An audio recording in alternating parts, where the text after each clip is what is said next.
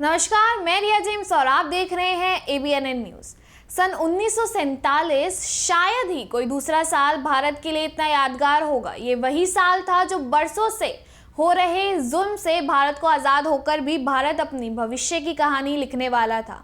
अगर 1947 की कल्पना करनी है तो शुरू से शुरुआत करनी होगी। जैसे कि गांधी जी कहा करते थे, यहाँ का ज़्यादातर जनजीवन खेती बाड़ी और पशुपालन से अपना रोजगार कमाता था। ये लोग सादी धोती और साड़ियाँ पहनते थे। तब भारत आज़ाद नहीं हुआ था। यहाँ बेहद गरीबी का मामला था। बिजली तो थी, लेकिन कभी कभी भूख की वजह से लोग मर भी जाते थे। तो चलिए ले चले आपको एक सफ़र पर, और सफ़र की मंजिल है 1947 का वो साल।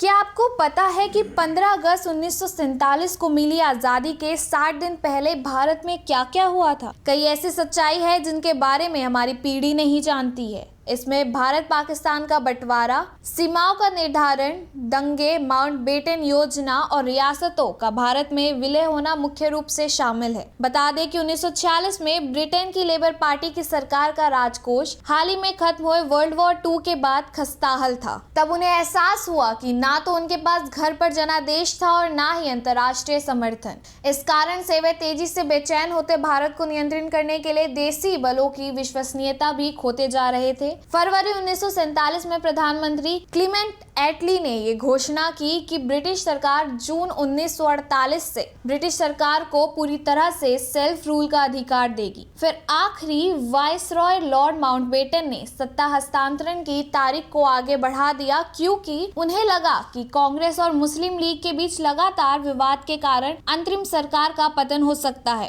उन्होंने सत्ता हस्तांतरण की तारीख के रूप में दूसरा विश्व युद्ध में जापान के आत्मसमर्पण की दूसरी सालगिरह 15 अगस्त को चुना। ब्रिटिश सरकार ने ब्रिटिश भारत को 2 राज्यों में विभाजित करने के विचार को 3 जून 1947 को स्वीकार कर लिया। ये भी घोषणा किया कि उत्तराधिकारी सरकारों को स्वतंत्र प्रभुत्व दिया जाएगा और उनके पास ब्रिटिश कॉमनवेल्थ होने का पूरा अधिकार होगा। ब्रिटिश सरकार ने 3 जून 1947 को ब्रिटिश भारत के विभाजन का फैसला लिया। भारत विभाजन की योजना को माउंटबेटन योजना कहा जाता है।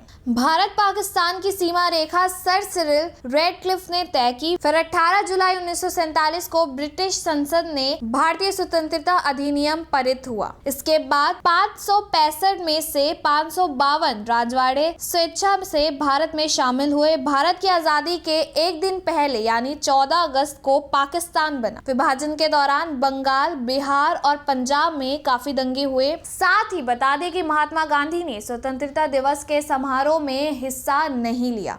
दंगों को रोकने के लिए 15 अगस्त को महात्मा गांधी बंगाल के नोआखली में अनशन पर थे। लाखों मुस्लिम, सिख और हिंदू शरणार्थियों ने आज़ादी के बाद तैयार नई सीमाओं को पैदल पार कर सफर तय किया। पंजाब यहाँ सीमाओं ने सिख क्षेत्रों को 2 हिस्सों में विभाजित किया। वहाँ बड़े पैमाने पर रक्तपात हुआ। बंगाल और बिहार में भी हिंसा भड़क गई। नई सीमाओं के दोनों ओर लगभग 2,50,000 से 10,50,000 हिंसा में मारे गए थे लोग। 4 अगस्त को संविधान सभा की बैठक की अध्यक्षता डॉक्टर राजेंद्र प्रसाद ने की। संविधान सभा की बैठक के बाद भारत की आज़ादी की घोषणा की। इस सत्र में जवाहरलाल नेहरू ने भारत की आज़ादी की घोषणा करते हुए ट्रिस विद डेस्टिनी नामक भाषण दिया। 15 अगस्त 1947 को भारत का अपना कोई राष्ट्रगान नहीं था। रविंद्रनाथ टैगोर लिखित जनगण मन 1950 में राष्ट्रगान बना। तो फिलहाल के लिए इतना ही। देश और दुनिया की तमाम खबरों के लिए बने रहिए ABNN न्यूज़ के साथ।